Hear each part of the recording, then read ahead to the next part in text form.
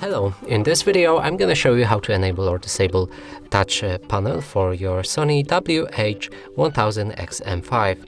So in order to do this, we'll need to download the headphones app by Sony on your Android smartphone or any other smartphone that has this application available. After that, connect your headphones to your device and have them enabled. Now we can move inside the app to the System tab, scroll down and look for the touch panel.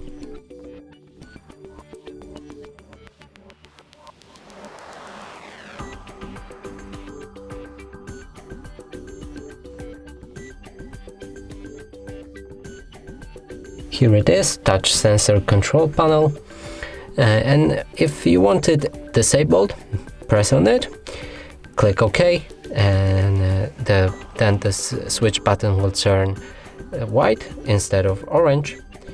And if you want them enabled, you'll need to click on it again, and that way it will be orange. And that's it for this video. Hope you like it. Please consider subscribing to our channel, leave a like and a comment below.